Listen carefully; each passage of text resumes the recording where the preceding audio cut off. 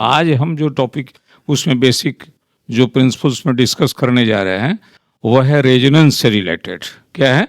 Resonance. Resonance है क्या और इसका इफेक्ट स्टडी करेंगे। उसके बाद हम स्टडी करेंगे इलेक्ट्रोमेरिक इफेक्ट का। उसके बाद हम हाइपर कंजुगेशन का स्टडी करेंगे। If I get time then I will discuss inductive effect also. ठीक है। उसके बाद हम डिस्कस करेंगे homolytic cleavage of the covalent bond और heterolytic cleavage of the covalent bond. इस सब पर चर्चा करेंगे इन द सीक्वेंस वाइज। तो फर्स्ट हम स्टार्ट करने जा रहे हैं रेजोनेंस से। रेजोनेंस है क्या? तो रेजोनेंस के विषय में अभी ये हम क्लियर कर देते हैं कि कुछ ऑर्गेनिक ऐसे भी कंपाउंड्स हैं जी जो एक्सप्लेन कंप्लीटली नहीं किए जा सकते हैं एक मॉलिक्यूलर या एक स्ट्रक्चरल फार्मूला से। यानी उसको सफिशिएंटली हम अगर एडेक्वेटली क्वालिफाई करें उसके कैरेक्टर को केवल एक सिंगल स्ट्रक्चरल फार्मूला से हम उसको एक्सप्लेन नहीं कर सकते, उसके होल कैरेक्टरिस्टिक को एक्सप्लेन नहीं कर सकते। तो ऐसा देखा गया है कि बहुत कुछ ऐसे ऑर्गेनिक कंपाउंड्स हैं जो दो या दो से अधिक स्ट्रक्चरल फार्मूला में रिप्रेजेंट किए जाते हैं, तब जाकर उसका कंप्लीट एक्सप्लेनेशन हो पाता है। और जैसे तुम लोग फिजिक्स में भी पढ़े हो, ट्यूनिंग फॉर्क एक आता है, साउंड चैप्टर में पढ़ा होगा, पढ़ा है ना। तो ट्यूनिंग फॉर्क पर जब हम ये स्ट्राइक करते हैं तो उसमें क्या होता है? वाइब्रेशन होता है ना। वाइब्रेशन होकर वो अपने जगह से डिस्प्लेस हो जाता है और फिर वो अपने ओरिजिनल पर आता है, वाइब्रेट होता है, आता है। तो ठीक वही कॉन्सेप्ट यहाँ फिजिक्स में का कॉन्सेप्ट यहाँ केमिस्ट्री में है, रेजोनेंस। रेजोनेंस का मतलब है एक प्रकार का, दिमाग में रखो कि कुछ ऐसे सर्टेन ऑर्गेनिक कंपाउंड्स हैं जो एक दो से अधिक या दो से अधिक स्ट्रक्चर शो करते हैं, तब जाकर उनका स्टेबलाइजेशन हम लोग कंप्लीटली एक्सप्लेन करते हैं। और फॉर एग्जांपल हम यहाँ ले लेते हैं both are equivalent structure of benzene. ये स्ट्रक्चर किसका है? बेंजीन का। अब गौर से देखो कि इसमें जो पाई बॉन्ड है उसका सीक्वेंस चेंज हो गया कि नहीं? नंबर 1 में सीक्वेंस और नंबर 2 में सीक्वेंस चेंज हो गया है, लेकिन बेंजीन दोनों से रिप्रेजेंट किया जा सकता है। इक्विवेलेंट उसका एनर्जी लेवल है, दोनों का इक्विवेलेंट एनर्जी लेवल है और दोनों से इसको हम रिप्रेजेंट कर सकते हैं। ऐसा क्यों आया कॉन्सेप्ट दिमाग में कि दो या दो से अधिक होना चाहिए? क्योंकि देखा गया कि जहां डबल बॉन्ड है उसका लेंथ कितना होता है? 134 पिकोमीटर, और जो सिंगल बॉन्ड है उसका कितना होता है? 149 picometre. 154 picometer for single bond length. Length of CC single bond is found experimentally 154 picometer. Single bond CC मतलब कार्बन से कार्बन के बीच का जो सिग्मा बॉन्ड है उसका लेंथ आया 154 पिकोमीटर, और डबल बॉन्ड का लेंथ कितना पाया गया एक्सपेरिमेंटली? 134 पिकोमीटर। लेकिन एक्सपेरिमेंटल वेरिफिकेशन में जब देखा गया तो इसका एवरेज और इसका यूनिफॉर्म लेंथ आता है। यूनिफॉर्म लेंथ कितना आता है?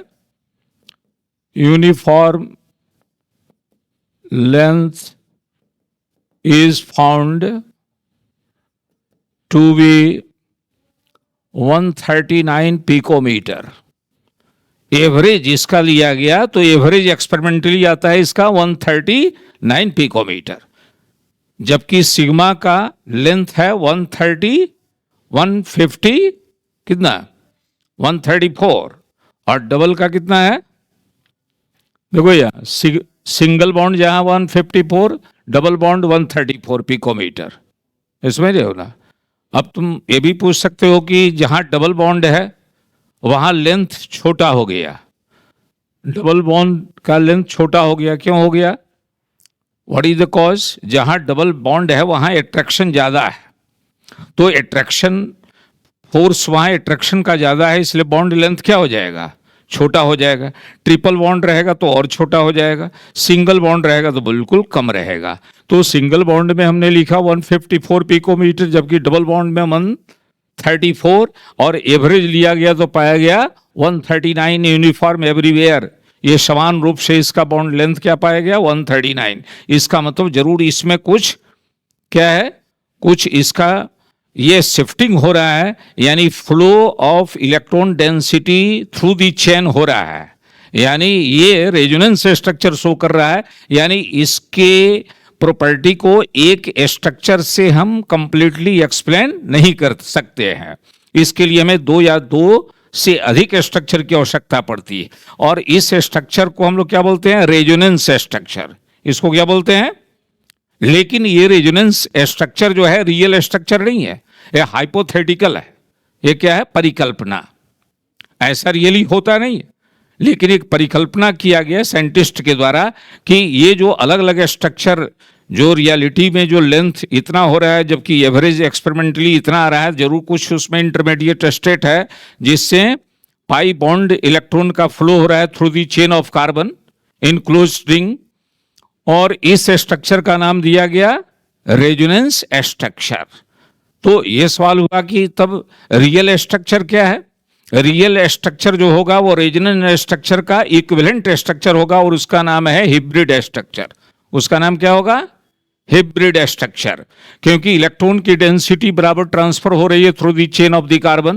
तो ये रियल स्ट्रक्चर, हिब्रिड स्ट्रक्चर हम यहां ड्रॉ कर रहे हैं बेंजीन का, क्योंकि due to shifting of pi and single bond का अल्टरनेट चेंज हो रहा है, इससे न्यूक्लियस पर, इस बेंजीन का न्यूक्लियस में कोई चेंजिंग नहीं है, न्यूक्लियस ही सेम, न्यूक्लियस उसका चेंज नहीं हो रहा है, लेकिन due to flow of the pi electrons density alternatively there is effect on the nucleus, nucleus पर इसका इफेक्ट पड़ रहा है। तो total equivalent structure of hybrid structure हो गया, हिब्रिड स्ट्रक्चर हमारा रियल स्ट्रक्चर हो गया।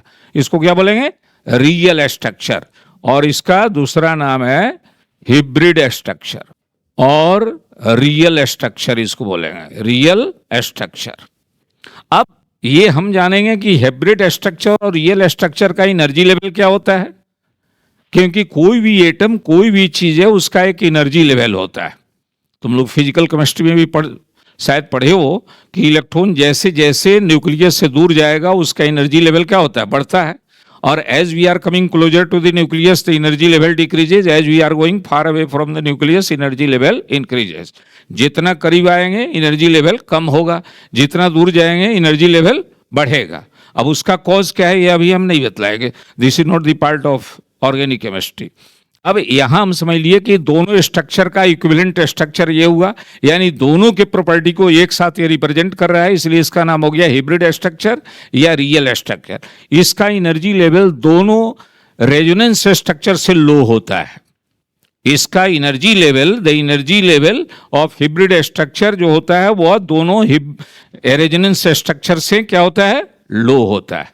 इसको क्या बोलेंगे? Resonance structure. हमने जो लिखा है इसका नाम है रेजोनेंस स्ट्रक्चर। इसका दूसरा नाम है कैनोनिकल, कैनोनिकल स्ट्रक्चर भी कहते हैं। इसका तीसरा नाम भी है, इसका नाम है कंट्रीब्यूटिंग स्ट्रक्चर, कंट्रीब्यूटिंग स्ट्रक्चर, इतने नाम से ये जाना जाता है।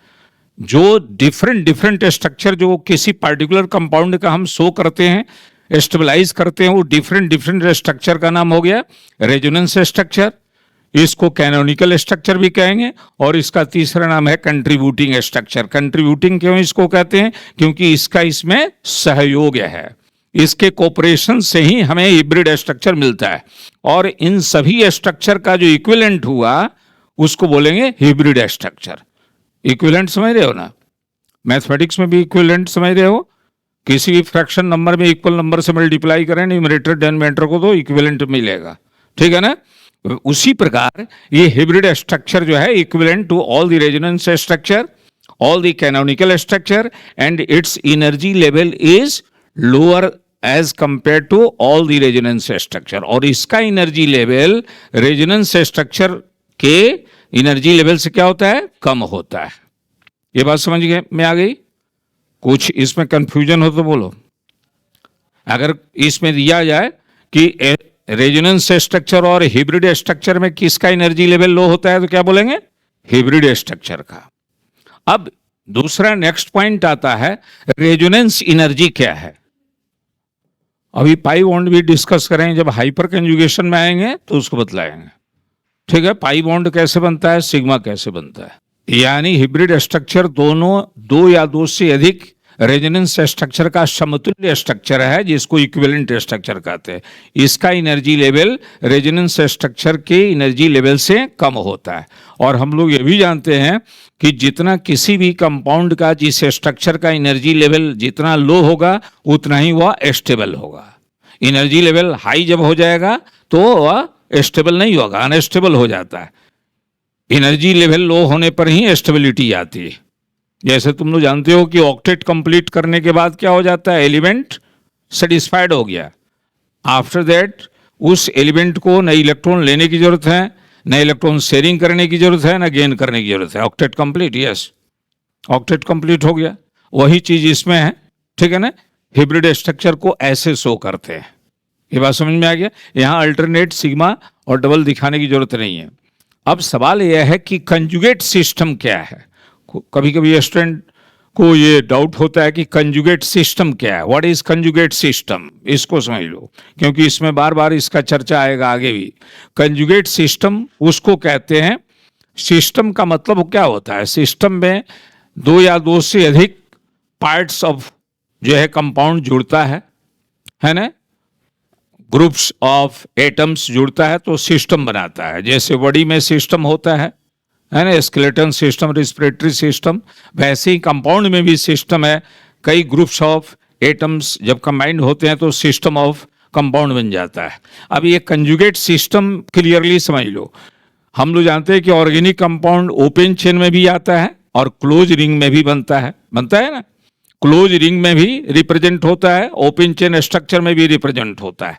तो वैसा सिस्टम जिसमें अल्टरनेट सिंगल और डबल बॉन्ड आए, वैसे सिस्टम चाहे वो ओपन चेन का हो या साइक्लिक कंपाउंड का हो, अगर अल्टरनेट उसमें सिंगल और डबल बॉन्ड का सिस्टम जनरेट होता है तो उसी को बोलते हैं हम लोग कंजुगेट सिस्टम। ये समझ में आ गया। अब ये क्लियर हो गया कि बेंजीन क्या है, कंजुगेट सिस्टम है, क्योंकि यहाँ पर ये सिंगल बॉन्ड है, उसके बाद डबल, फिर सिंगल, डबल, तो ये सिस्टम जो बना है उसका नाम क्या हो गया, कंजुगेट सिस्टम। इसलिए बेसिक प्रिंसिपल इसको जानना जरूरी है। ठीक है, बेसिक प्रिंसिपल हम हमारे कंजुगेट सिस्टम बोलेंगे तो कंजुगेट सिस्टम समझ में आना चाहिए। तो कंजुगेट सिस्टम हो गया, वैसे सारे कंपाउंड्स जो ओपन स्ट्रक्चर में हो या साइक्लिक फॉर्म में हो या रिंग फॉर्म में हो, अल्टरनेट सिग्मा और डबल बॉन्ड का सिस्टम ही कंजुगेट कहलाता है। अब हम आते हैं रेजोनेंस एनर्जी क्या है। रेजोनेंस स्ट्रक्चर तो समझ लिए हम लोग, ये भी जान लिए कि रेजोनेंस का एनर्जी लेवल हायर होता है जबकि हिब्रिड स्ट्रक्चर का एनर्जी लेवल लो होता है, इसलिए सबसे ज्यादा स्टेबल है। जिसका एनर्जी लेवल लो होगा उतना ही स्टेबल होगा।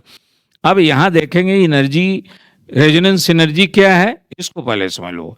Resonance energy is the difference of energy between the energy of real structure, energy of real structure and energy of lowest resonance structure. ये जो है रेजोनेंस एनर्जी क्या है, ये एक प्रकार का डिफरेंस है। डिफरेंस का मतलब समझ रहे हो, डिफरेंस अप टू डिजिट 5-3। तो रेजोनेंस एनर्जी क्या है, यहाँ अटेंटिव यहाँ रहो, नहीं तो पॉइंट मिस होगा तो फिर दिक्कत हो जाएगी। ताकि कंसंट्रेशन यहाँ रहना चाहिए। What they are doing in the surrounding, you have not to pay attention to that, you have to pay attention here. Resonance energy कहते हैं उस एनर्जी को जो डिफरेंस से प्राप्त होता है। किसके डिफरेंस से, रियल स्ट्रक्चर और हिब्रिड स्ट्रक्चर का एनर्जी लेवल माइनस जो रेजोनेंस में, चूंकि रेजोनेंस का भी अलग अलग एनर्जी लेवल है, सबसे लोएस्ट एनर्जी लेवल वाले रेजोनेंस के डिफरेंस को ही हम लोग बोलते हैं रेजोनेंस एनर्जी। ठीक है ना। जैसे मान लेते हैं कि नंबर 1 एंड नंबर 2 ये दोनों रेजोनेंस एनर्जी लेवल शो कर रहा है, resonance structure. Suppose that first का एनर्जी लेवल थोड़ा लो है इसके कंपैरिजन में, तो इसका एनर्जी माइनस इसका energy, the difference of energy of real structure of conjugate system to the energy of lowest resonance energy is called resonance energy।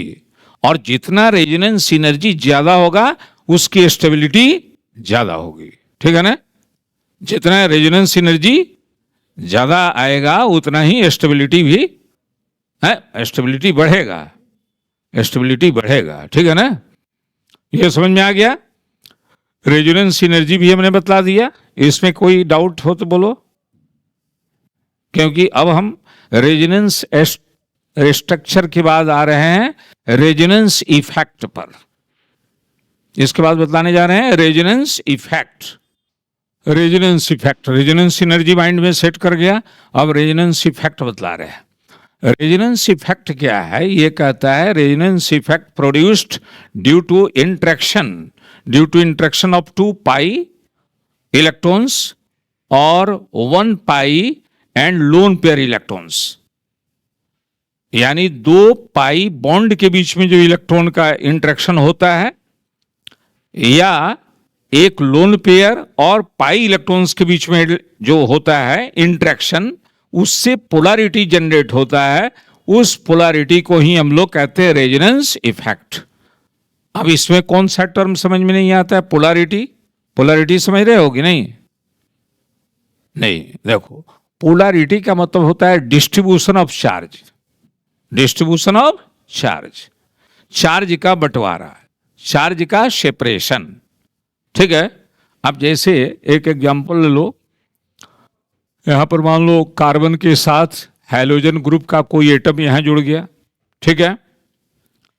अब ये बॉन्ड बनाया, लेकिन बॉन्ड तो कोवलेंट बनाया, लेकिन X का इलेक्ट्रोनेगेटिव कैरेक्टर C से हाइयर है।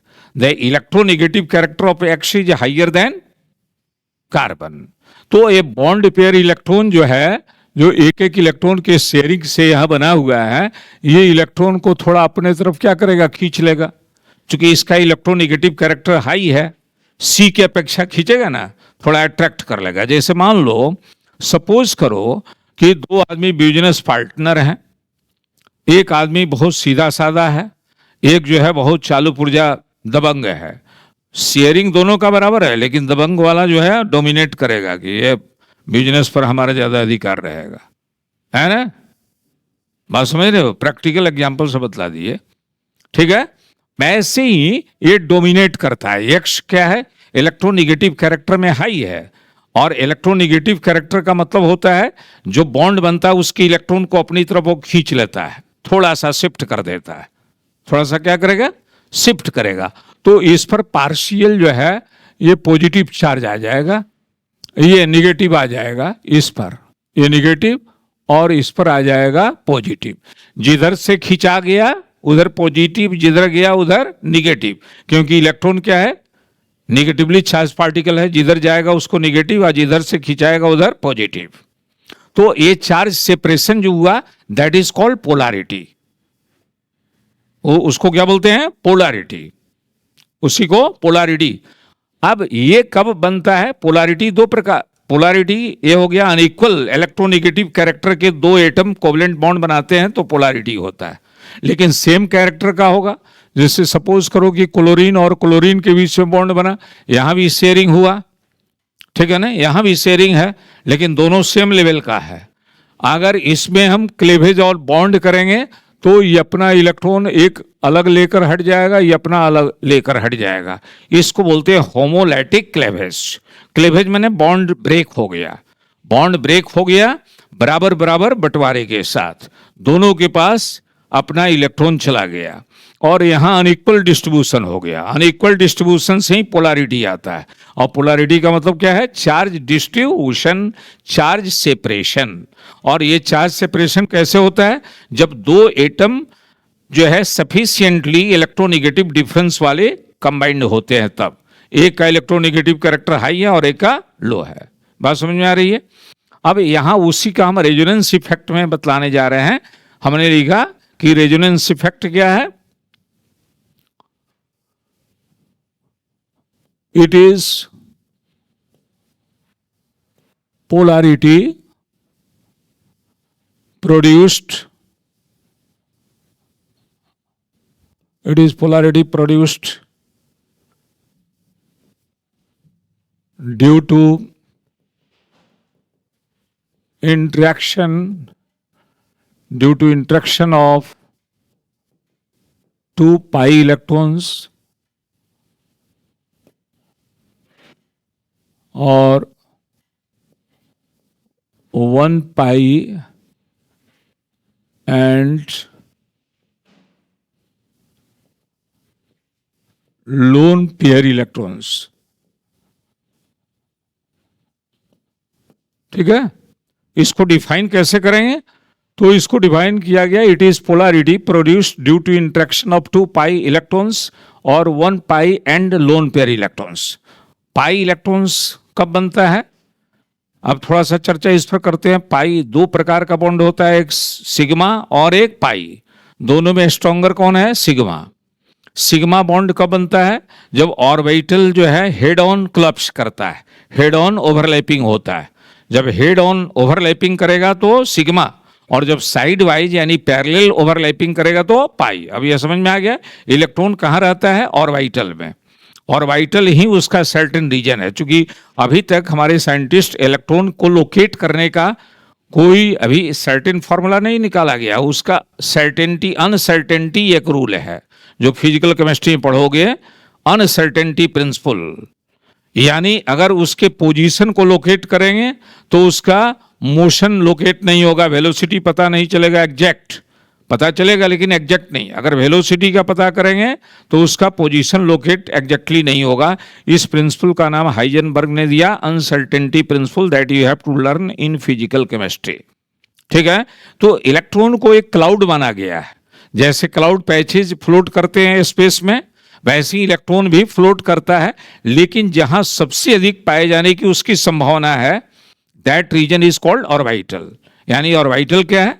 That region inside atom where maximum probability of finding electron, that is called orbital.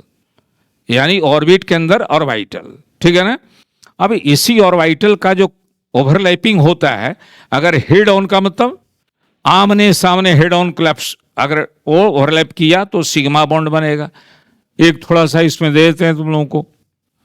ये सपोज करो कि ये इसका इलेक्ट्रॉन है, इसका, ये सामने सामने हेड ऑन ओवरलैपिंग किया तो यहां बन जाएगा पाई बॉन्ड, सिग्मा. यहां क्या बनेगा? Sigma bond. इसको हम रिप्रेजेंट करेंगे सिग्मा बॉन्ड से. अगर साइड वाइज करता है ऐसे, एक इलेक्ट्रॉन इसका और एक इसका, ये आपस में जो है ओवरलैपिंग करेगा तो इस साइड वाइज ओवरलैपिंग को ही पैरेलल ओवरलैपिंग कहते हैं, है ना. जो सेम प्लेन में आ गया तो इससे बन जाएगा पाई बॉन्ड. इससे क्या बनेगा? Pi bond. ये समझ में आ गया? Is it clear? Sigma bond stronger ज्यादा होता है. ठीक है. अगर ट्रिपल बॉन्ड है तो एक सिग्मा 2 पाई रहेगा, डबल बॉन्ड है तो एक सिग्मा 1 पाई रहेगा, और सिग्मा में तो सिग्मा अकेले है. ठीक है ना. तो ये पाई बॉन्ड थोड़ा वीक होता है, लेकिन जब 2 पाई मिल जाएगा, एक सिग्मा रहेगा तो एक सिंगल सिग्मा से स्ट्रॉन्गर हो जाएगा. ठीक है ना. ये समझ में आ गया. अब यहां हम इसी को, ये रेजोनेंस इफेक्ट दो प्रकार का होता है. रेजोनेंस इफेक्ट जो होता है that is due to the flow of the electron density through the chain of carbon. ये कार्बन के चेन के द्वारा इसका फ्लो होता है. रेजोनेंस स्ट्रक्चर तो समझ में आ ही गया है. अब इसमें हम सबसे पहले प्लस इफेक्ट को यहां ले रहे हैं, प्लस आर इफेक्ट. इसका नाम है positive resonance effect. Plus are effect को बोलते हैं पॉजिटिव रेजोनेंस इफेक्ट. लिख देते हैं इसको पॉजिटिव रेजोनेंस इफेक्ट, और शॉर्ट में प्लस आर इफेक्ट बोलते हैं. ठीक है. अब कुछ कंपाउंड है जो इसको शो करता है, उसको देखें. प्लस वाला ये शो करेगा, ये प्लस इफेक्ट शो करता है. अब इलेक्ट्रॉन का ये शिफ्टिंग हो रहा है. ठीक है ना. इलेक्ट्रॉन शिफ्ट कर रहा है. अब ये भी जान लो कि इसका नाम क्या है. What is the name of this compound? इसको बतलाए थे. इसका नाम क्या है? इसका नाम है एनिलीन. क्या नाम है इसका? इस कंपाउंड का नाम है एनिलीन. ठीक है ना. एमिनो ग्रुप बेंजीन के कार्बन sp2 कार्बन से जुड़ा है। यहाँ कौन सा कार्बन है? sp2 carbon. और हम जानते हैं कि नाइट्रोजन का वैलेंस इलेक्ट्रॉन कितना होता है?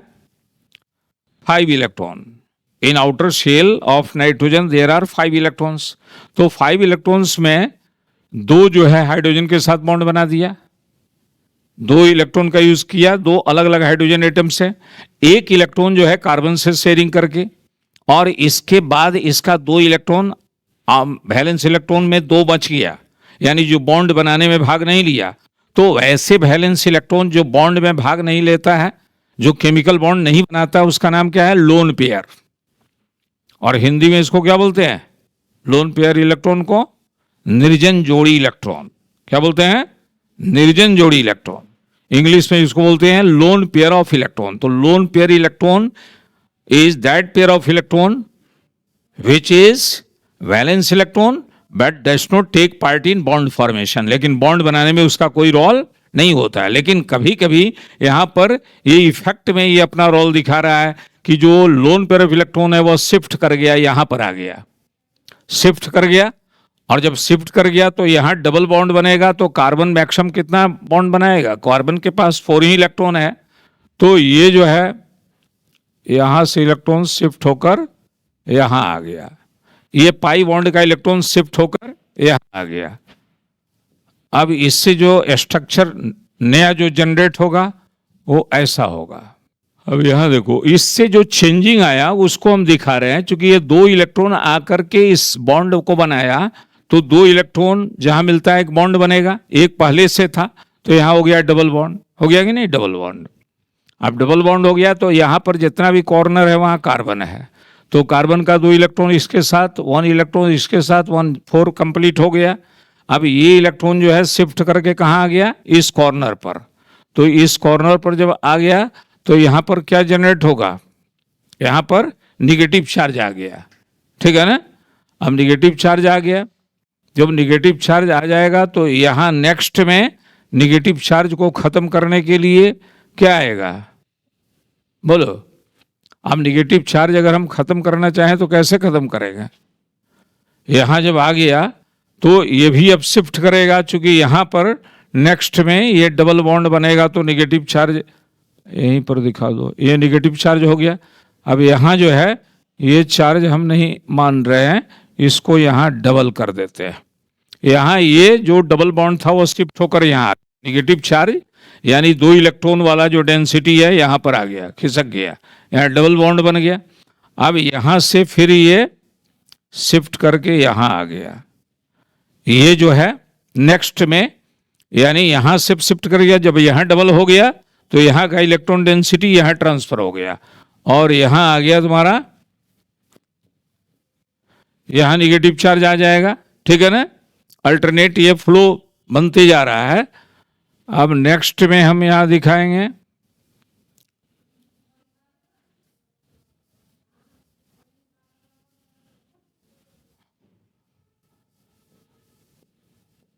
NH2 प्लस यहां रहेगा और यहां जो डबल बॉन्ड बना यहां से शिफ्ट हुआ, तो यहां से शिफ्ट जब हुआ तो यहां का ये डबल बॉन्ड अब यहां आ गया।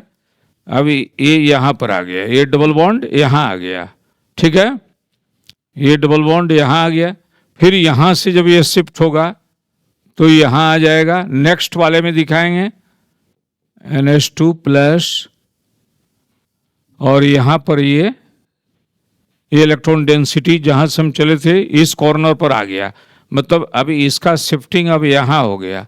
यानी ये स्ट्रक्चर जो है 4 अलग अलग इफेक्ट में ये फ्लो बन गया, अलग अलग ये फ्लो में आ गया। अल्टरनेट, यानी इलेक्ट्रॉन डेंसिटी एक जगह से दूसरी जगह, एक जगह से दूसरी जगह जो चेन के द्वारा इफेक्ट हो रहा है, चेंज हो रहा है। और यहाँ पर प्लस आ गया। प्लस क्यों आ गया? चूंकि यहाँ का इलेक्ट्रॉन यूज हो गया बॉन्ड बनाने में, यहाँ का इलेक्ट्रॉन बॉन्ड बनाने में यूज हो गया। तो जब बॉन्ड में जब यूज हो गया तो वहाँ पॉजिटिव जनरेट हो गया, और पॉजिटिव जनरेट हो गया इसलिए इसका नाम हो गया plus are effect. Plus are effect कब होता है?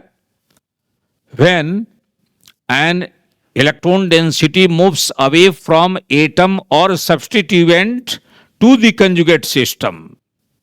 बात समझ रहे हो? यानी ये क्या है, सब्स्टिट्यूएंट है। यानी बेंजीन रिंग में जो हम जोड़ते हैं किसी भी ग्रुप ऑफ एटम्स को या सिंगल एटम को, उसे एटम और सब्स्टिट्यूएंट का नाम देते हैं। अब यहां हम लोग क्या दिए कि सब्स्टिट्यूएंट जो था उसके पास इलेक्ट्रॉन जो था उससे दूर चला गया कि नहीं, तो आप प्लस आर इफेक्ट वहां होता है जब एटम और सब्स्टिट्यूएंट से इलेक्ट्रॉन का मूवमेंट उससे दूर चला जाता है कंजुगेट सिस्टम की तरफ, तो ये प्लस आर इफेक्ट जनरेट होता है। बस समझ रहे हो, प्लस आर इफेक्ट। तो प्लस आर इफेक्ट समझ में आ रहा है,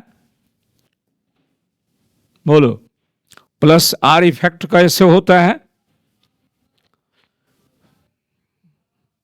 क्योंकि दो इफेक्ट होता है। अभी प्लस के बाद हम फिर माइनस इफेक्ट भी बतलाएंगे। अगर ये समझ में क्लियर नहीं होगा तो फिर इसको रिपीट करेंगे। प्लस आर इफेक्ट समझ में आया कि नहीं? ठीक है, ये है ओरिजिनल स्ट्रक्चर जहां से हम लोग स्टार्ट किए थे। ठीक है, अब ये एनिलीन जो इसमें जुड़ा है बेंजीन रिंग में, उसको बोलते हैं हम लोग सब्स्टिट्यूएंट। उसको क्या बोलते हैं? सब्स्टिट्यूएंट। या कोई क्लोरीन या कोई दूसरा एटम भी जुड़ सकता है। तो जब इसका इलेक्ट्रॉन इससे दूर चला जाएगा, इलेक्ट्रॉन वहां से दूर हो गया कि नहीं, एटम या सब्स्टिट्यूएंट से इलेक्ट्रॉन का मूवमेंट उससे दूर चला जाए, किस में? कंजुगेट सिस्टम में। ये कंजुगेट सिस्टम है, अल्टरनेट सिंगल और डबल बॉन्ड बना रहा है तो कंजुगेट सिस्टम। तो कहते हैं प्लस आर इफेक्ट तब जनरेट होता है जब किसी एटम या सब्स्टिट्यूएंट से इलेक्ट्रॉन का मूवमेंट उससे दूर होता है कंजुगेट सिस्टम की तरफ, तब उससे होता है जो उस इफेक्ट का नाम है प्लस आर इफेक्ट, मतलब positive resonance effect. Positive resonance effect. और जितना रेजोनेंस इफेक्ट ज्यादा होगा उतना ही वह कंपाउंड स्टेबल होगा, उतना ही वह कंपाउंड क्या होगा? स्टेबल होगा। ठीक है, अब देखो यहां फर्स्ट मूवमेंट यहां दिखाया गया है। ये हाफ जो हुक, जो फिश हुक होता है उससे एरो हेड के द्वारा। अब यहां हमने दिखाया। अब ये जब यहां आया तो इसका मूवमेंट यहां हो गया। ठीक है, इसका मूवमेंट क्या हो गया?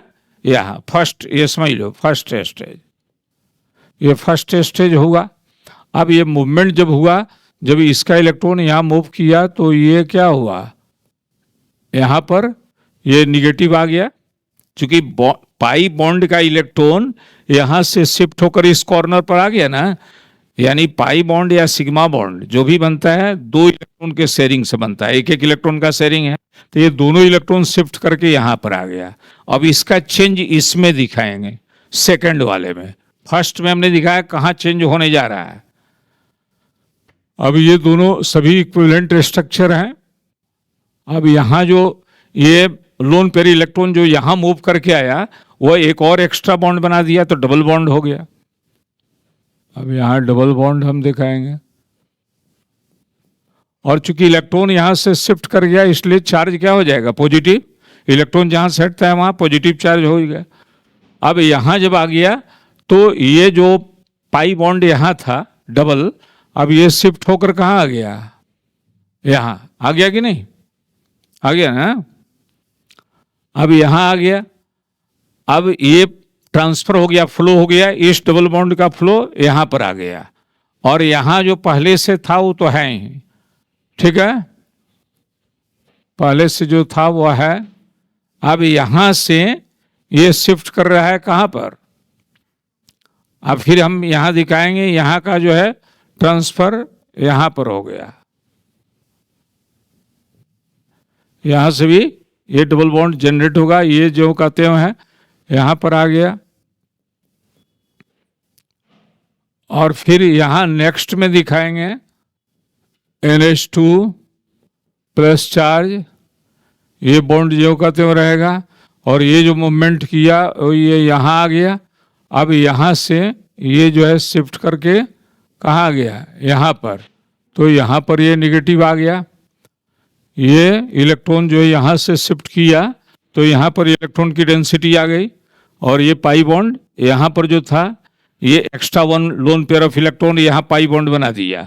ठीक है, फिर यहां से शिफ्ट कर रहा है, इसको चेंज, इसको एक बार चेंज हो चुका है, इस पर प्लस ही चार्ज रहेगा। अब इसमें कोई चेंज नहीं है। अब ये शिफ्ट होकर यहाँ पर बना दिया, ये इसका जो है यहाँ से ये पाई बॉन्ड शिफ्ट हो गया, पाई बॉन्ड जब शिफ्ट हो गया तो यहाँ पर आ गया, ये बन गया, यानी 1 2 3 4 है ना। ये कितना स्ट्रक्चर आ गए, 4 स्ट्रक्चर आ गए। तो इसमें हम क्या देख रहे हैं, ट्रांसफर ऑफ इलेक्ट्रॉन एक चैनल से दूसरे चैनल तक चेन के द्वारा हो रहा है कि नहीं। यहाँ से शिफ्ट किया तो यहाँ पर आ गया, जब यहाँ आ गया तो नेक्स्ट स्टेज में जो है यहाँ पाई बॉन्ड बन गया, यहाँ पर पाई बॉन्ड बन गया। ये सारे इफेक्ट क्या बतला रहे हैं, positive resonance effect, positive resonance effect. ये समझ रहे हो, पॉजिटिव रेजोनेंस इफेक्ट तब होता है यानी जब इलेक्ट्रॉन किसी एटम या सब्स्टिट्यूएंट से दूर चला जाता है, कंजुगेट सिस्टम की तरफ गया, इसका इलेक्ट्रॉन उससे छिनाकर कंजुगेट में चला गया, तो ये हो गया positive resonance effect. Is it clear, clear है, ठीक है।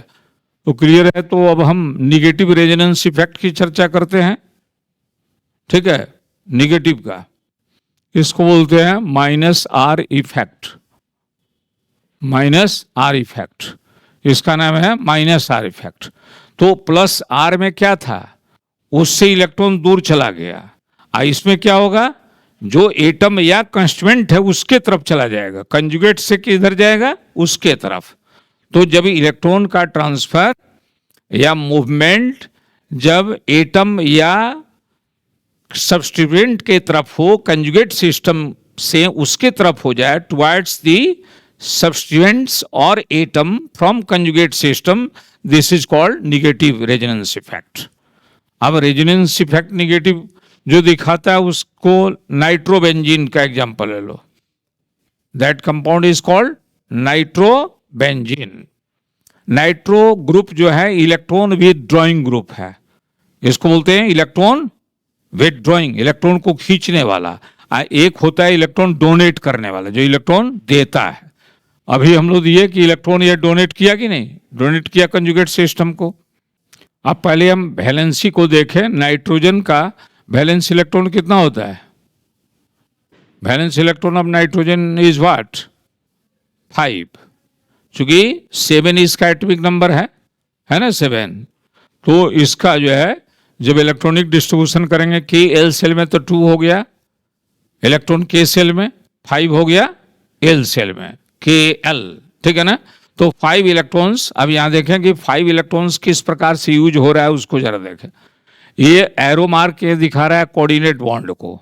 जब शेयर्ड पेयर इलेक्ट्रॉन कंट्रीब्यूटेड केवल एक ही एटम के द्वारा हो रहा हो तो एरो मार्क दे दिए, मतलब ऑक्सीजन का इसमें कुछ नहीं लगा। ये बॉन्ड बनाने के लिए नाइट्रोजन अपना दोनों इलेक्ट्रॉन दिया, और इसका 6 इलेक्ट्रॉन बैलेंस इलेक्ट्रॉन ज्यों का त्यों, जो बार लाइन से हम दिखाए हैं, या डॉट स्ट्रक्चर से भी दिखा सकते हो ऐसे, या 1 बार लाइन से। यानी ऑक्सीजन का 6 इलेक्ट्रॉन और 2 ये दे दिया, ऑक्सीजन का ऑक्टेट कंप्लीट, ठीक है। अब नाइट्रोजन जो है फिर ऑक्सीजन के साथ भी बॉन्ड बना रहा है, ठीक है ना। तो नाइट्रोजन ऑक्सीजन के साथ डबल बॉन्ड बनाया, यानी 2-2 इलेक्ट्रॉन का शेयरिंग किया। इसमें ऑक्सीजन का कितना इलेक्ट्रॉन बच गया, 2 लोन पेयर यहाँ बच गया, जो 2 बार लाइन से हमने दिखा दिया। अब इसका भी ऑक्टेट कंप्लीट हो गया, 2 बार लाइन में 4 हो गया, 2 2 जा 4 और 4 शेयरिंग में 8, ऑक्सीजन का भी ऑक्टेट कंप्लीट। अब आ गया नाइट्रोजन, नाइट्रोजन के पास टोटल 5 इलेक्ट्रॉन है, 2 इस ऑक्सीजन के साथ और 2 इसके साथ 4 और 1 इस कार्बन के साथ, 5 हो गया कि नहीं, ठीक है ना। अब यहां हम अल्टरनेट जैसे दिखाते वो सिंगल और डबल बॉन्ड दिखाएंगे, ठीक है। सिंगल और डबल बॉन्ड दिखा रहे हैं।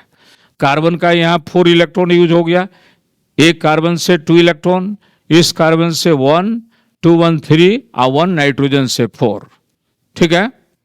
अब देखो इसमें ये जो पाई बॉन्ड है, तो पाई बॉन्ड जो बनाया है उसका इलेक्ट्रॉन शिफ्ट कैसे कर रहा है। अब उसका इलेक्ट्रॉन यहां से शिफ्ट होकर यहां आ गया, ठीक है ना, उसका इलेक्ट्रॉन शिफ्ट होकर यहां आ गया, और ये पाई बॉन्ड का इलेक्ट्रॉन शिफ्ट होकर यहां आ जाएगा, ठीक है। पाई बॉन्ड का इलेक्ट्रॉन शिफ्ट होकर यहां आ जाएगा, यानी मूवमेंट ऑफ द इलेक्ट्रॉन हो रहा है। तो पाई बॉन्ड का इलेक्ट्रॉन जब शिफ्ट होकर ऑक्सीजन पर चला गया तो ऑक्सीजन पर क्या चार्ज होगा, निगेटिव, ठीक है। अब नेक्स्ट स्ट्रक्चर में इसको जनरेट करेंगे। अब यहां जब ये पाई बॉन्ड का इलेक्ट्रॉन यहां शिफ्ट हो गया तो यहाँ कौन सा बॉन्ड हो जाएगा? डबल बॉन्ड हो जाएगा कि नहीं?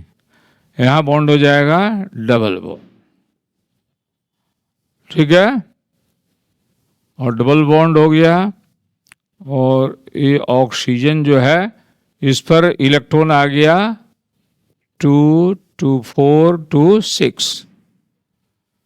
ये इलेक्ट्रॉन पहले से 2 लोन पेयर था और एक इसका ले लिया, तो इलेक्ट्रॉन डेंसिटी यहाँ ये निगेटिव चार्ज इस पर आ जाएगा कि नहीं? क्योंकि पाई इलेक्ट्रॉन यहाँ पर आ गया और यहाँ से ये शिफ्ट हो गया, तो यहाँ पर पाई बॉन्ड बन गया। और पाई बॉन्ड जब बन गया तो यहाँ क्या होगा?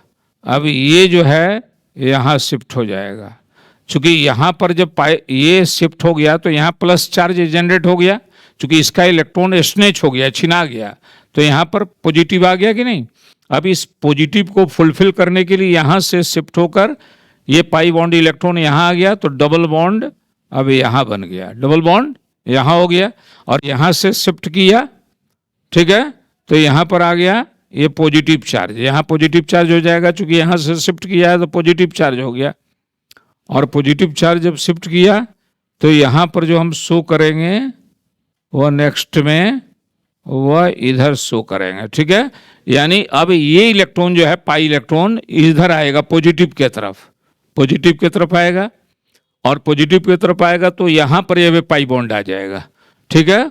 उसको अब देखो, अब यहाँ जो है जब हुआ तो यहाँ पॉजिटिव आ गया और यहाँ पर आ गया ये, और इसका ये पॉजिटिव हो गया, क्योंकि यहाँ से इलेक्ट्रॉन शिफ्ट हुआ तो अगले स्टेप में यहाँ पर इलेक्ट्रॉन की डेंसिटी कम हो गई इस कॉर्नर पर, चूंकि यहाँ से शिफ्ट कर गया तो यहाँ पर पॉजिटिव जनरेट होगा ना, इलेक्ट्रॉन जहाँ से हटता है वहाँ पॉजिटिव हो गया, ठीक है।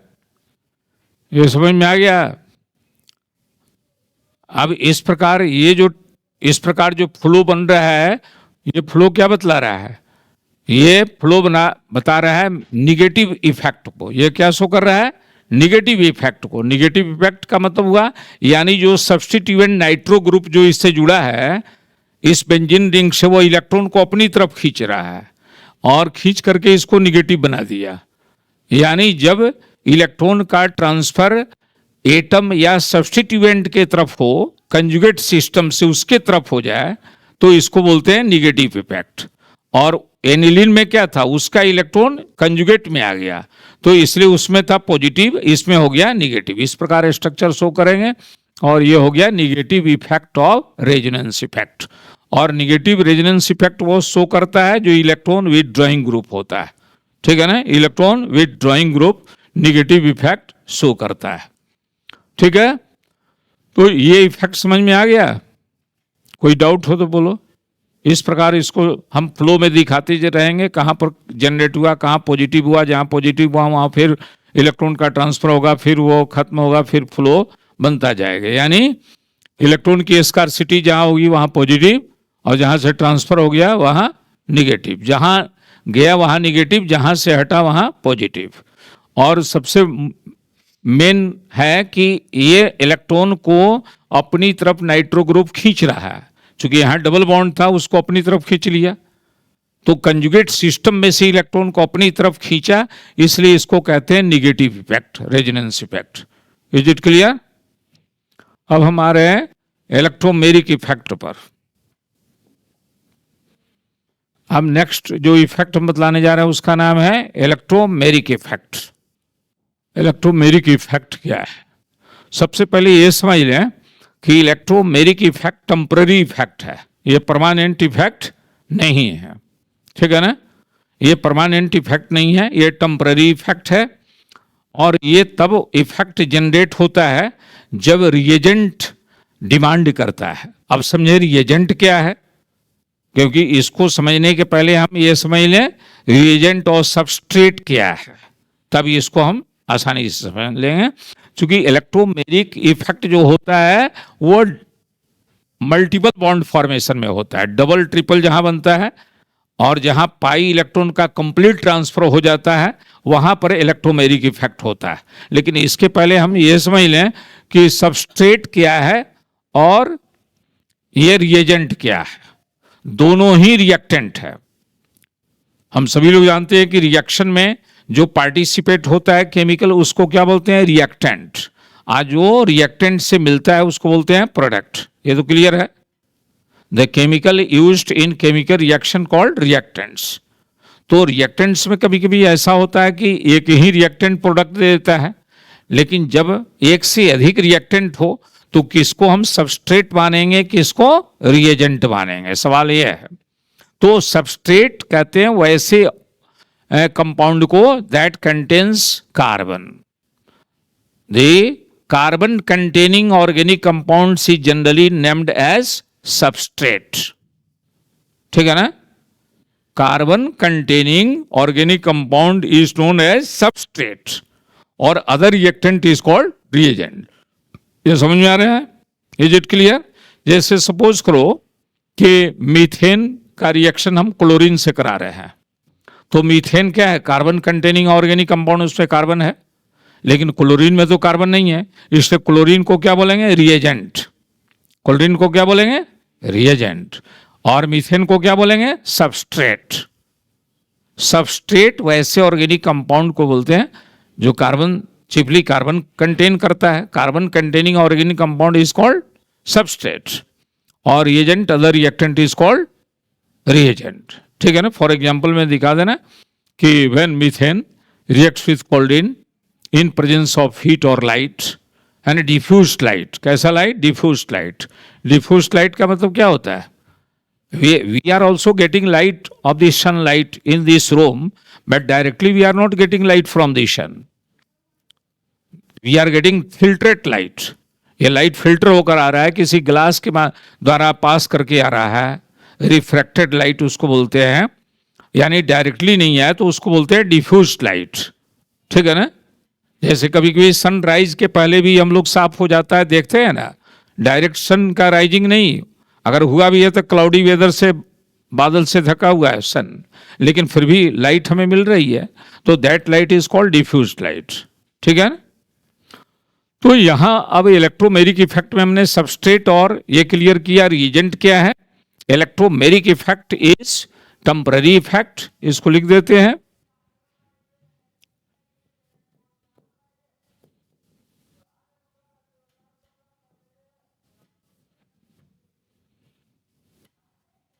It is temporary effect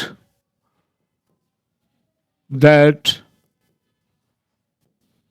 takes place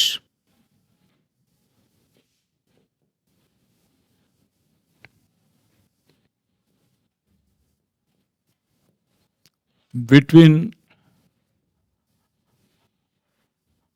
atoms bonded by multiple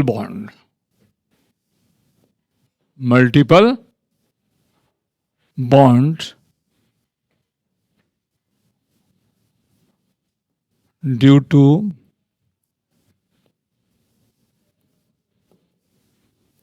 complete transfer of pi electrons from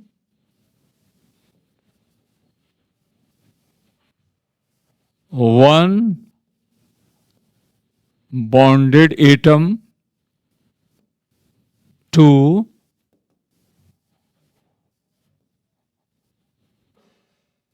another adjacent bonded atom. ठीक है, यहां ध्यान दो, ये टेम्पररी इफेक्ट है, ये परमानेंट नहीं है। जैसे तुम लोग फिजिक्स में पढ़ते हो, electromagnet is not a permanent magnet, as long as current flow it behaves like magnet. और जैसे ही स्विच ऑफ कर देंगे मैग्नेटिक इफेक्ट खत्म। बस में कुछ वहां से भी हम कंसेप्ट लेकर समझा रहे हैं कि जिस कॉर्नर से समझ में आ जाए। इलेक्ट्रोमैग्नेट तो जूनियर क्लास से पढ़े ही हो, इलेक्ट्रोमैग्नेट समझ रहे हो, है ना। Magnetism cause due to electricity, तो दैट इज कॉल्ड इलेक्ट्रोमैग्नेट। अब इलेक्ट्रोमैग्नेट स्ट्रांग होता है लेकिन परमानेंट नहीं है। जैसे स्विच ऑफ करेंगे मैग्नेटिक प्रॉपर्टी खत्म, वही चीज यहाँ पर इलेक्ट्रोमेरिक इफेक्ट में, यहाँ भी है ना इलेक्ट्रो, फर्स्ट पार्ट मिल रहा है दोनों में, इलेक्ट्रोमैग्नेट इलेक्ट्रोमेरिक, उसी की थोड़ा सा सिमिलरिटी है। यानी यहाँ पर जो इफेक्ट है वो टेम्पररी है, रिएजेंट के प्रभाव से भाग लेता है। जैसे कोई बच्चा जो है स्कूल जा रहा है, उसको कोई दोस्त मिल गया, रास्ते में कहा कि स्कूल जाने से कोई फायदा नहीं है, चलो खेला जाए। अब वो मोटिवेट हो गया, गलत रास्ते में चला गया, यानी उसको गलत रॉन्ग मोटिवेशनल मिल गए और रॉन्ग डायरेक्शन में चला गया। और कुछ बच्चे जो है हतोत्साहित हो गए हैं कि हम कुछ नहीं अच्छा करेंगे, उसको एक अच्छा दोस्त मिल गया, उसको प्रमोट किया कि नहीं तुम कर सकते हो, you have quality, you can do better, और उसका उत्साह बढ़ गया, वो अच्छा किया। वो रिएजेंट उसको प्रोत्साहित करता है और रिएजेंट के प्रभाव से वो रिएक्शन में अपना प्रभाव दिखाता है ना। ये टेम्पररी इफेक्ट है। और जब भी ये भाग लेता है तो मल्टीपल बॉन्ड में भाग लेता है, जहां पर मल्टीपल डबल ट्रिपल बॉन्ड रहेगा। फॉर एग्जाम्पल यहाँ ये भी दो प्रकार का है, it is of two types.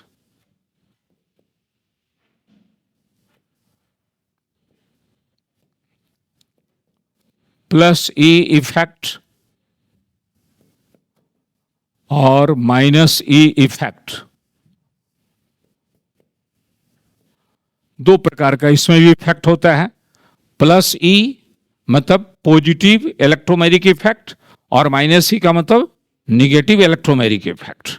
अब यहां देखें, हम यहां एग्जांपल ले रहे हैं डबल बॉन्ड का, और सपोज करो कि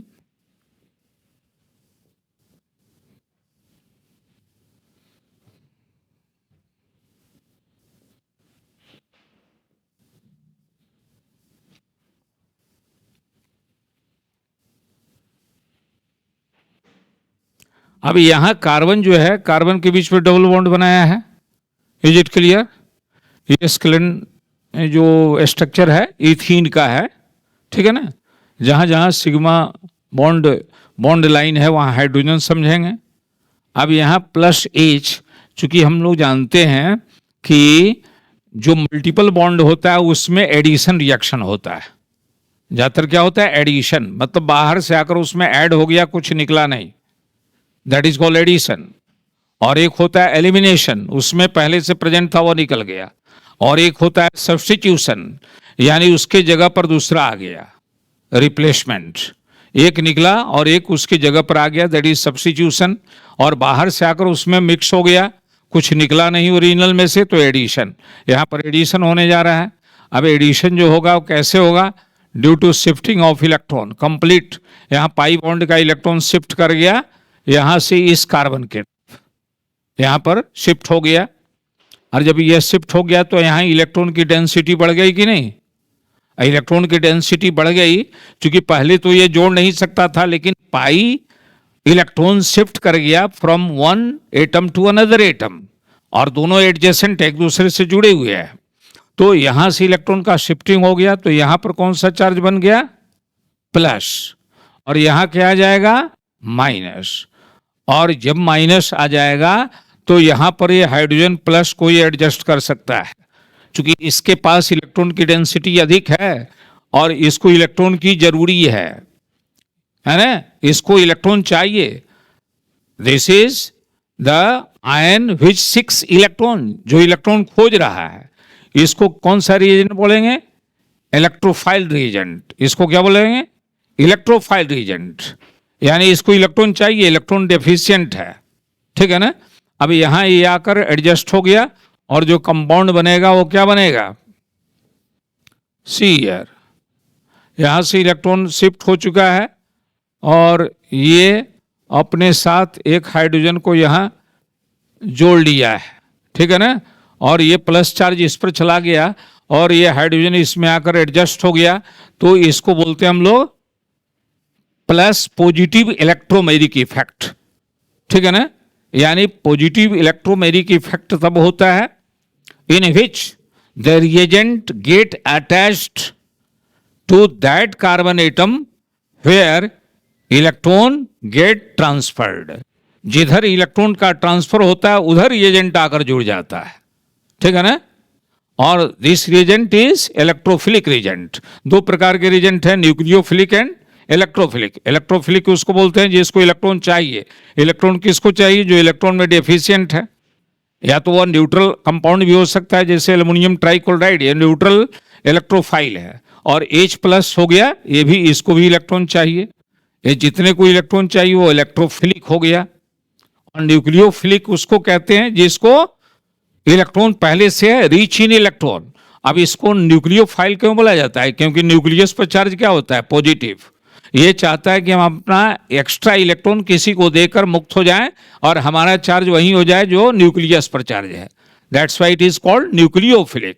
मतलब इसकी चाह ये है हम न्यूक्लियस के जैसे पॉजिटिव बन जाएं, यानी पहले से वो हाइयर इलेक्ट्रॉन डेंसिटी में है और ये चाहता है कि अपना इलेक्ट्रॉन किसी एजेंट को दे दें जिससे हम पॉजिटिव हो जाए, तो उसको बोलते हैं हम लोग न्यूक्लियोफिलिक। तो दो प्रकार का रिएजेंट समझ में आ गया, एक इलेक्ट्रोफिलिक, दूसरा न्यूक्लियोफिलिक। अब यहाँ जो प्लस इलेक्ट्रोमेरिक इफेक्ट दिखाया वो हाइड्रोजन प्लस, इसको क्या बोलेंगे? आयन। Hydrogen ion. आयन क्या होता है? अनस्टेबल होता है, वो रिएक्शन में ही बनता है, इसका कोई फ्री एग्जिस्टेंस नहीं है। After the reaction it will not be available, only in the intermediate state ये अवेलेबल होता है। बॉन्ड ब्रेक और फिर वो बॉन्ड बना देता है, नया बॉन्ड फॉर्मेट करता है। तो यहाँ हमने देखा कि इसमें जो रिएजेंट है हाइड्रोजन आयन प्लस, वो कहाँ पर अटैच हुआ? जिधर इलेक्ट्रॉन ट्रांसफर हुआ, इसलिए इसका नाम है plus E effect. This is plus E effect, this is showing plus E effect.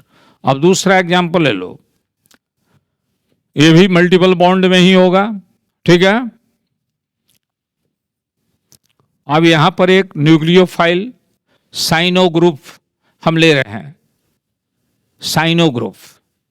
जहां पर निगेटिव चार्ज आ गया, इसका मतलब क्या है? इसके पास इलेक्ट्रॉन पहले से एक्स्ट्रा मौजूद है, ये किसी का इलेक्ट्रॉन छीन लिया है, ठीक है ना। ये किसी का इलेक्ट्रॉन छीन लिया, अपने नॉर्मल स्टेट में नहीं है, इसके पास एक्स्ट्रा इलेक्ट्रॉन हो गया है। अब ये ढूंढ रहा है वैसा सोर्स जो हमारे इलेक्ट्रॉन को लेकर के हमें बैलेंस कर दे। इसको क्या बोलेंगे? Nucleophile. Nucleophile reagent is that which has already reached in electron, that wants to release its electron, donate electrons to another agency, another groups of atom, है ना, to make its charge just like nucleus. Nucleus के जैसा charge चाहता है। तो nucleus पर हम लोग जानते हैं, न्यूक्लियस में कौन कौन सब पार्टिकल होते हैं? न्यूट्रॉन और प्रोटॉन। न्यूट्रॉन पर कोई चार्ज नहीं होता है, प्रोटॉन पॉजिटिवली चार्ज है, इससे न्यूक्लियस पर कंप्लीट चार्ज क्या है? पॉजिटिव। इसलिए न्यूक्लियस के जैसा चार्ज चाहने की वजह से इसका नाम हो गया न्यूक्लियोफाइल। ये समझ में आ गया? Is it clear? अब यहां देखो, यहां भी ट्रांसफर हो रहा है। अब यहां भी ट्रांसफर होगा इलेक्ट्रॉन का, पाई इलेक्ट्रॉन का यहां ट्रांसफर हो गया। अब पाई इलेक्ट्रॉन का जब ट्रांसफर होगा तो यहां पर क्या जनरेट हो जाएगा? प्लस। जिधर से इलेक्ट्रॉन शिफ्ट हो गया उधर प्लस, जहां जाएगा वहां नेगेटिव। अब ये निगेटिव इलेक्ट्रोमेरिक इफेक्ट शो करता है, कहता है electromeric, negative electromeric effect is that effect in which the reagent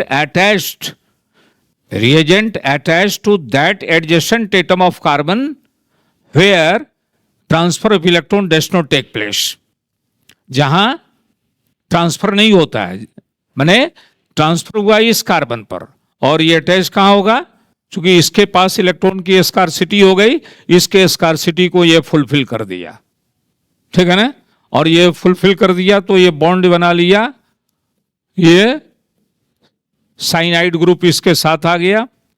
अब ये जो है ये निगेटिव चार्ज लेकर यहां आ गया, लेकिन attachment of the reagent to that carbon atom from where electron has shifted, यानी इलेक्ट्रॉन जहां शिफ्ट किया उससे अटैच नहीं हुआ, जहां से शिफ्ट किया उससे अटैच्ड हो गया, इसलिए इसका नाम हो गया negative electromeric effect.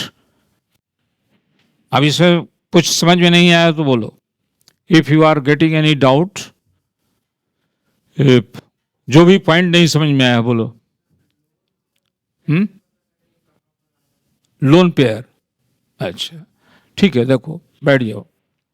Lone pair का भी हमने देखा, जैसे एमिनो ग्रुप में दिखाया NH2, ठीक है ना। एमिनो ग्रुप ये अटैच्ड हुआ कार्बन रिंग से। अब हम लोग जानते हैं स्ट्रक्चर जब जाने electronic configuration, you have to know about electronic configuration. किस एटम के विषय में हमें जानना है कि इसमें लोन पेयर है या नहीं है। तो लोन पेयर जानने के लिए सबसे पहले हम जानेंगे एटॉमिक नंबर क्या है। एटॉमिक नंबर का इलेक्ट्रॉनिक कॉन्फ़िगरेशन में डिस्ट्रीब्यूशन दिखाएंगे। जो आउटर शेल में इलेक्ट्रॉन आया तो नाइट्रोजन के आउटर शेल में इलेक्ट्रॉन कितना हो गया 5, लेकिन जहां NH2 बॉन्ड बन रहा है वहां इलेक्ट्रॉन कितना यूज हो रहा है, केवल 3 ही नहीं यूज हो रहा है। एक तो बेंजीन रिंग से जुड़ गया और 2 हाइड्रोजन से जुड़ गया, तो इसका 2 इलेक्ट्रॉन गया कहाँ, वो बच गया। जो बच गया वही लोन पेयर हो गया। ठीक है, लोन पेयर उसी वैलेंस इलेक्ट्रॉन को बोलते हैं जो वैलेंस इलेक्ट्रॉन तो है लेकिन बॉन्ड बनाने में भाग नहीं लिया, बच गया। उसका दूसरा यूज हो सकता है, उससे फिर बॉन्ड बन सकता है, बट एट दिस टाइम इसका बॉन्ड नहीं बना, तो इस टाइम इसका ये लोन पेयर हो गया। या तो 2 डॉट से दिखाएंगे या 1 बार लाइन से दिखा देंगे। ठीक है, is it clear? Any doubt you have? कुछ इसमें इलेक्ट्रोमेरिक इफेक्ट, रेजोनेंस इफेक्ट जो हमने बताया,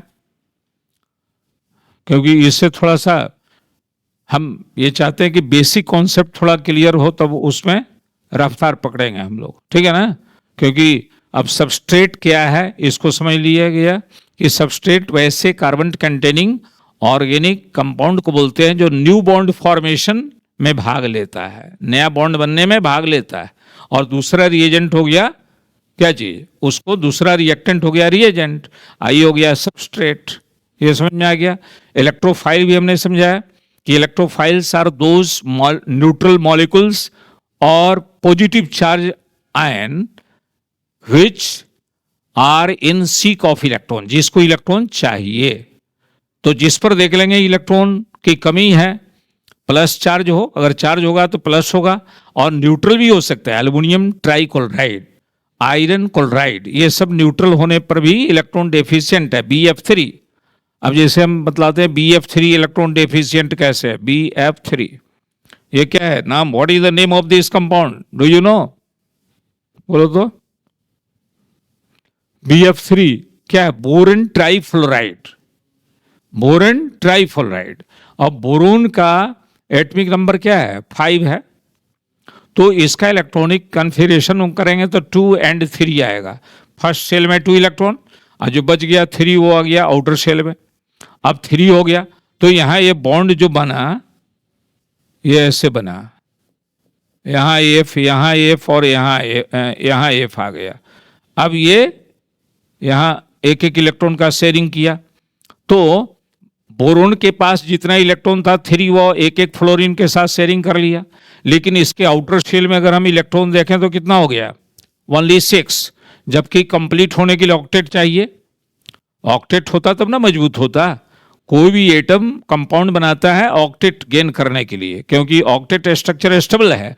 और जबकि बोरोन ट्राइफ्लोराइड में 6 ही हुआ, इसका मतलब ये बॉन्ड तो बना लिया लेकिन electron deficient as compare to octet, इसलिए इस कंपाउंड का नाम है इलेक्ट्रॉन डेफिशिएंट कंपाउंड।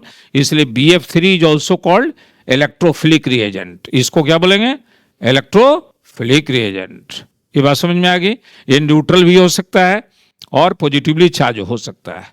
इसी प्रकार ये न्यूट्रल भी हो सकता है न्यूक्लियोफाइल, और एक्सेस रिच इन इलेक्ट्रॉन भी हो सकता है। एक्सेस रिच इन, जैसे अभी हम दिखाए साइनाइड ग्रुप में एक्सेस इलेक्ट्रॉन है कि नहीं, हैलोजन ग्रुप एक्सेस इलेक्ट्रॉन लेता है, तो ये सब एक्सेस इलेक्ट्रॉन वाले न्यूक्लियोफाइल है। ये समझ में आ गया। न्यूक्लियोफाइल, इलेक्ट्रोफाइल, सबस्ट्रेट, रिएजेंट, ये बतलाए। रेजोनेंस इफेक्ट, रेजोनेंस क्या है, what is resonance energy, electromeric effect, और इसमें कोई डाउट नहीं हो तो आगे बढ़े। अब हम बतलाने जा रहे हैं दूसरा, हाइपर कंजुगेशन। हाइपर कंजुगेशन, इसको समझने के बाद वो समझ में आ जाएगा। ठीक है, हाइपर कंजुगेशन।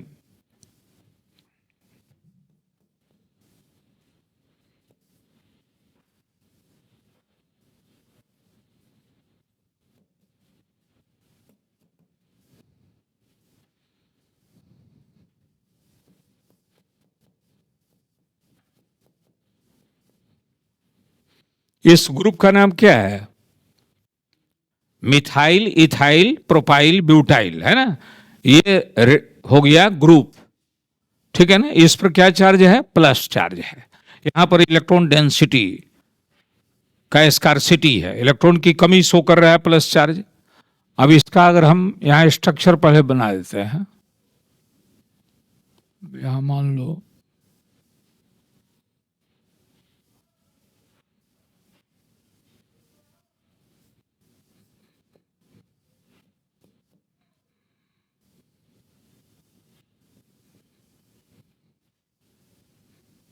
यहां पर जो बॉन्ड है ये CH बॉन्ड का दोनों इलेक्ट्रॉन हमने शो किया, ठीक है ना। अब दूसरा जो है ये कार्बन हिब्रिडाइज कितना है, sp3, ये sp3 हिब्रिडाइज्ड है, हिब्रिडाइजेशन इसका sp3 है। अब दूसरा कार्बन में क्या है, 2 हाइड्रोजन यहां है, एक इसका p ऑर्बिटल ब्लैंक है, इसमें कोई इलेक्ट्रॉन नहीं है ना, ठीक है। चूंकि कार्बन का अगर हम लिखते हैं तो कार्बन का क्या लिखते हैं, कार्बन का एटॉमिक नंबर 6 और एटॉमिक मास 12, तो इसको अगर हम शो करेंगे ये 2s और ये बॉक्स डायग्राम के द्वारा यहां हम दिखाएंगे 2p ऑर्बिटल, ठीक है। यहां से जब इलेक्ट्रॉन इसको इलेक्ट्रोवैलेंट एनर्जी सप्लाई करेंगे तो इसका पेयर्ड इलेक्ट्रॉन फ्लाई होकर 2p में आ जाएगा, और ये चारों ऑर्बिटल मिक्स होकर के ये बना दिया sp3 हिब्रिडाइजेशन। sp3 हिब्रिडाइजेशन का मतलब हुआ 3p orbital and 1s orbital जब मिक्स हो गए आपस में to produce 4 equivalent orbitals of same or comparable energy level, that is called sp3 hybridization। सब में अनपेयर्ड इलेक्ट्रॉन है कि नहीं है, चूंकि कार्बन का रूट में समझ लो कि कार्बन में 4 इलेक्ट्रॉन है, डिस्ट्रीब्यूट करोगे तो 2s में 2 इलेक्ट्रॉन आएगा, चूंकि हम लोग जानते हैं कि इलेक्ट्रॉन पहले s में आएगा तब p में जाएगा, एनर्जी लेवल s का लोअर होता है, इलेक्ट्रॉन पहले लोअर एनर्जी लेवल से हायर की तरफ जाता है, ठीक है ना। तो लोअर में प्रवेश करेगा तो पहले इसको फुलफिल करेगा, इसको फुलफिल करने के बाद तो p में जाता, तो उस हिसाब से इसमें 2 ही अनपेयर्ड रहेगा। लेकिन कार्बन का ऐसा कोई कंपाउंड नहीं है, CH2 नाम का कोई कंपाउंड नहीं है। यानी साइंस ये कहता है जो अवेलेबल है उसका स्टडी करना है कि ये क्यों है, जो नहीं है उसके विषय में नहीं है, क्यों नहीं है उसका रिसर्च नहीं कर रहा है। रिसर्च उसका होता है जो ये है तो कैसे है, ठीक है ना। CH2 नाम का कोई कंपाउंड नहीं है, तो सबसे सिंपल ऑर्गेनिक कंपाउंड जो है CH4 है। और ये CH4 कैसे बना, ये हिब्रिडाइजेशन sp3 से। इसका हम ऑर्बिटल डायग्राम के द्वारा दिखा रहे हैं कि इसमें दोनों, इसका कौन ऑर्बिटल है, यहाँ 1s ऑर्बिटल, ठीक है ना।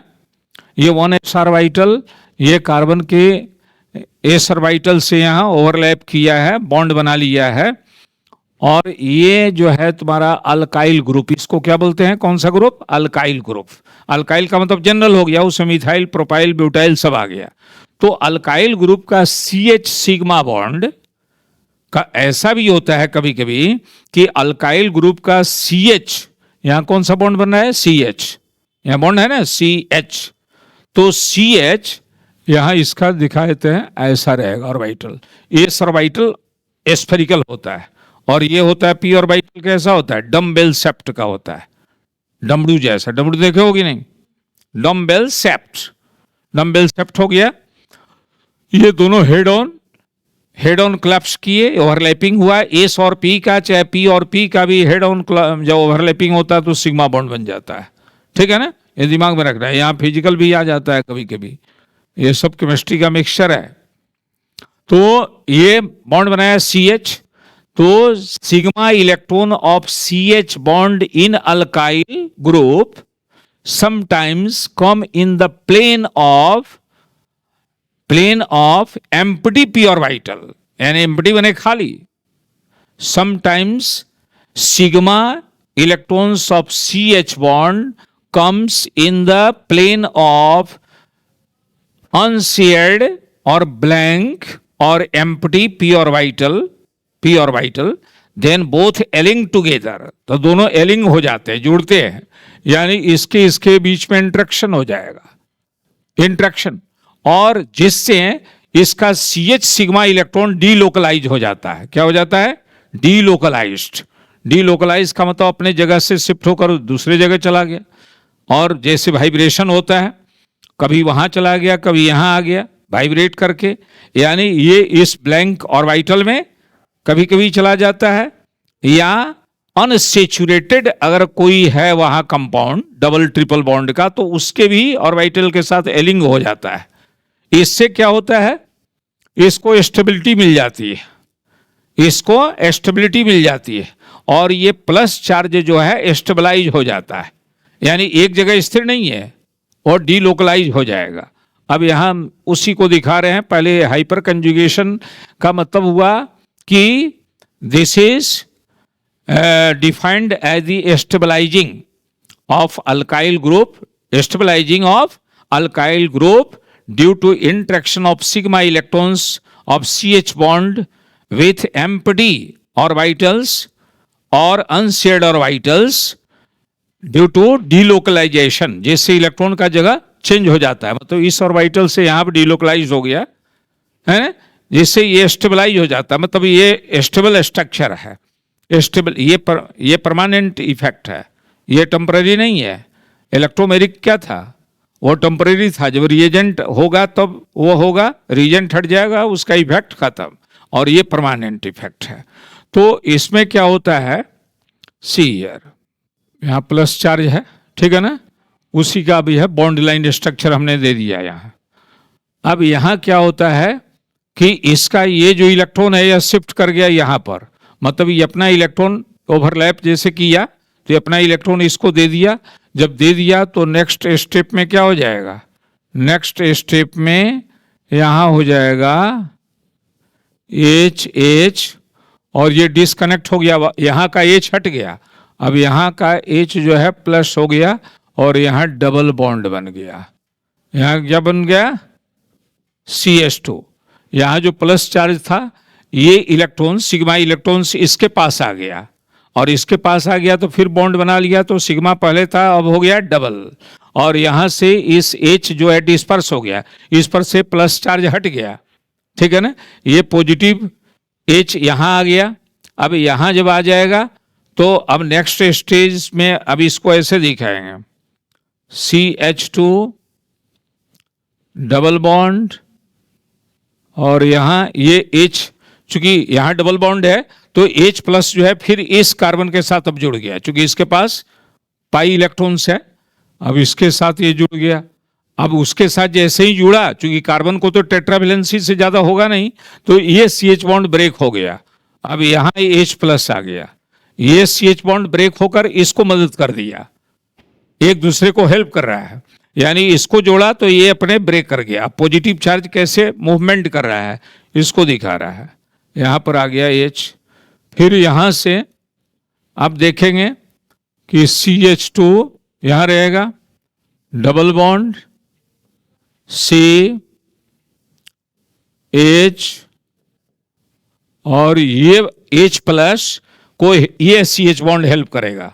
अब ये CH बॉन्ड है, इसके साथ एलिंग हो जाएगा, ठीक है ना, और इसको जोड़ लेगा, और यहां पर CH बॉन्ड बन जाएगा, और यहां जो H था वो H ब्रेक हो गया। तो इस प्रकार हम देख रहे हैं कि डिस्पर्सन हो रहा है, डिस्पर्सन ऑफ पॉजिटिव चार्ज। तो डिस्पर्स होना, डिस्पर्सन समय नहीं होना, तो स्कैटरिंग होना, स्कैटरिंग हो गया, यानी पॉजिटिव चार्ज एक जगह नहीं है, यानी डिस्पर्स हो गया। तो जितना डिस्पर्सन ज्यादा होगा उतना स्टेबलाइजेशन उसका ज्यादा होगा। That's why hyper conjugation is a permanent effect, or it is the effect that arises to stabilize any alkyl group due to interaction of CH bond electron, sigma electron with empty p orbital और pi bond electron के साथ एलिंग करता है, तब होता है, ठीक है ना, हाइपर कंजुगेशन। अब पूछोगे कि हाइपर कंजुगेशन का इफेक्ट हम लोग किस में ज्यादा देखेंगे, किस अल्काइल ग्रुप में ज्यादा होता है, किस में कम होता है, ठीक है ना। अब यहां हम लोग देखें, समझ लें इस मैकेनिज्म से कि जितना अल्काइल ग्रुप में अल्काइल का नंबर ज्यादा होगा उसका स्टेबलाइजेशन ज्यादा होगा। इसका मतलब सीक्वेंस कैसा होगा? CH3 होल 3 C, उसके बाद यहां दिखा दो CH3 होल्ड टू CH, उसके बाद दिखा दो CH3 CH2, और लास्ट में हम दिखाएंगे ये हो गया CH3, ये सभी प्लस चार्ज वाले हैं। The sequence of stability of alkyl group has been shown in the descending order, ये डिसेंडिंग ऑर्डर में दिखाया गया है, यानी जिसमें सबसे ज्यादा अल्काइल ग्रुप है वो सबसे ज्यादा स्टेबलाइज्ड है। टर्शियरी इसको क्या बोलते हैं, टर्ट, है ना। ये हो गया सेकेंडरी, ये हो गया प्राइमरी, और ये हो गया ओनली अल्काइल ग्रुप। यानी जितना अल्काइल ग्रुप ज्यादा होगा उसकी स्टेबलाइजेशन जो है हाइपर कंजुगेशन में सबसे हाईएस्ट रहेगा, जिसमें अल्काइल ग्रुप कम रहेगा उसका स्टेबलाइजेशन भी लोअर होता जाएगा। ये सीक्वेंस से ही रिप्रेजेंट ऑफ ये सपोज दैट कोई एग्जाम में, मेडिकल एग्जाम में पूछ रहा है कि what is the sequence, what is the right order of selecting the stabilization of the alkyl group, alkyl group का कौन सा सीक्वेंस राइट है, ये मल्टीपल चॉइस क्वेश्चन में पूछेगा।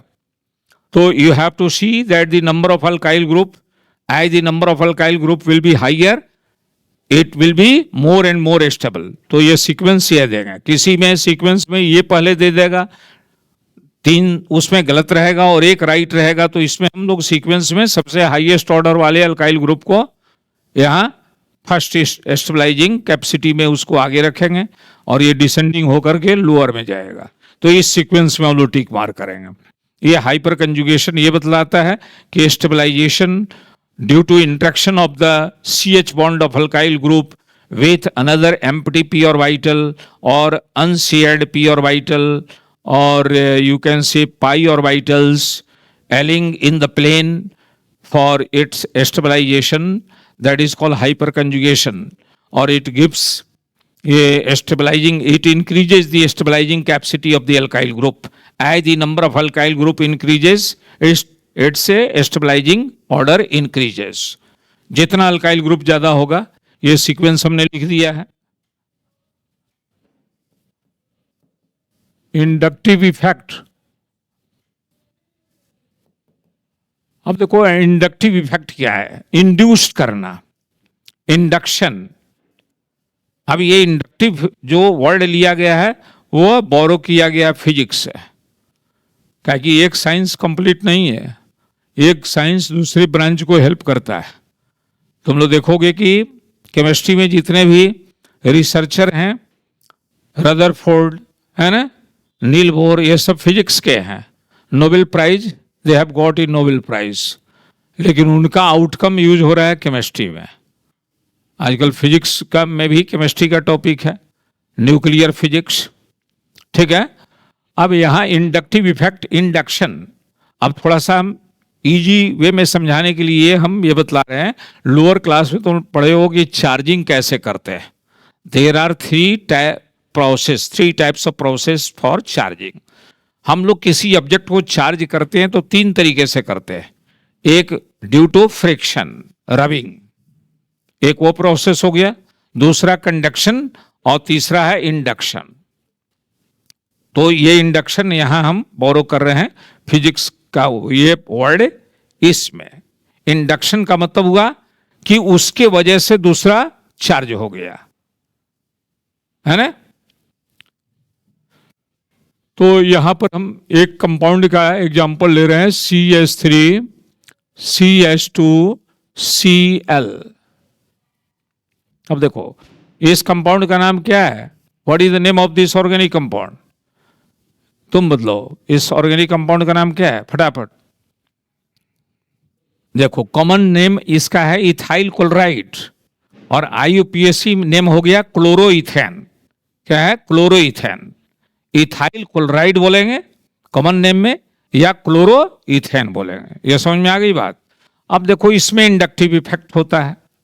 इंडक्टिव इफेक्ट होता कब है? जब कार्बन के साथ कुछ ऐसे एटम अटैच्ड होते हैं जिसमें इलेक्ट्रोनेगेटिव डिफरेंस हो। इलेक्ट्रोनेगेटिव तो समझ रहे हो, बॉन्डेड पेयर इलेक्ट्रॉन को अपने तरफ खींचने की टेंडेंसी। तो इसमें क्लोरीन किससे जुड़ा? कार्बन से। अब कार्बन और क्लोरीन का इलेक्ट्रोनेगेटिव कैरेक्टर डिफरेंट है। Which is higher electronegative? कौन हाइयर इलेक्ट्रोनेगेटिव है? क्लोरीन है। क्लोरीन का इलेक्ट्रोनेगेटिव कैरेक्टर जो है वह कार्बन से ज्यादा है, क्योंकि बॉन्डेड पेयर इलेक्ट्रॉन थोड़ा सा इसके तरफ शिफ्ट हो जाएगा, और जब थोड़ा सा शिफ्ट होगा, इसको मान लो नंबर 1 कार्बन, इसको मान लो नंबर 2 कार्बन, ठीक है ना। यानी इलेक्ट्रॉन को जब अपनी तरफ स्नेच करेगा तो इस पर आ जाएगा स्लाइट पॉजिटिव डेल्टा चार्ज से दिखाते हैं, थोड़ा पॉजिटिव पोलराइजेशन हो गया। यानी पोलराइजेशन यहां हो गया ड्यू टू इलेक्ट्रोनेगेटिव कैरेक्टर। अब इसका इंपैक्ट नंबर 2 पर पड़ रहा है, और यहां इस पर भी चार्ज आ गया है ना। हमने डबल डेल्टा यहां दिखाया। डबल डेल्टा दिखाने का मकसद यह है कि ये डबल डेल्टा ये बता रहा है कि इससे थोड़ा कम चार्ज आया, इसके कंपेयर में इसका चार्ज क्या है? थोड़ा कम है। जब कम दिखाना है तो एक डेल्टा और एक डेल्टा पॉजिटिव। अब तुम देख सकते हो इलेक्ट्रॉन का पुलिंग कैसे हो रहा है। Pulling of electron, pulling of electron का डायरेक्शन हम बता रहे हैं। इलेक्ट्रॉन को कौन खींच रहा है? क्लोरीन। जब क्लोरीन अपनी तरफ खींचेगा तो इस पर क्या चार्ज आ जाएगा? निगेटिव। जिसके तरफ खिंचाएगा उधर निगेटिव, और इसका इंपैक्ट पड़ा, ये पॉजिटिव हो गया, थोड़ा सा पॉजिटिव चार्ज आ गया, स्लाइट पॉजिटिव चार्ज। अब ये अपने पॉजिटिव चार्ज को कंपनसेट करने के लिए इससे भी थोड़ा खींचेगा, ये इसके इलेक्ट्रॉन को अपनी तरफ अट्रैक्ट करेगा ना, ये इस ग्रुप के इलेक्ट्रॉन को अपनी तरफ खींचेगा, तो इस पर भी उस कंपैरेटिवली स्मॉलर चार्ज पॉजिटिव हो गया। अब यहां देखें कि induction is caused due to CCl bond. Induction का कॉज कहां है? CCl बॉन्ड में है। यानी ये CCl बॉन्ड ही इंडक्शन किया, इंड्यूस किया, जिससे इसके एडजेसेंट कार्बन में ये चार्ज शिफ्टिंग हो गया। इंडक्शन कौन किया? CCl bond. इसका इंपैक्ट किस पर बना है? CC बॉन्ड पर। तो अगर किसी सिग्मा बॉन्ड में के वजह से इंडक्शन होता है और उसका इंपैक्ट एडजेसेंट कार्बन एटम पर होता है, CC सिग्मा बॉन्ड पर होता है, तो इसी का नाम है इंडक्टिव इफेक्ट। इसका नाम क्या है? इंडक्टिव। अब तुम पूछोगे ये कौन सा इंडक्टिव है? क्योंकि इंडक्टिव ही 2 प्रकार का है, निगेटिव और पॉजिटिव। यहां कौन सा इंडक्टिव इफेक्ट हो गया? निगेटिव इंडक्टिव, क्योंकि ये इलेक्ट्रॉन को अपनी तरफ खींचा।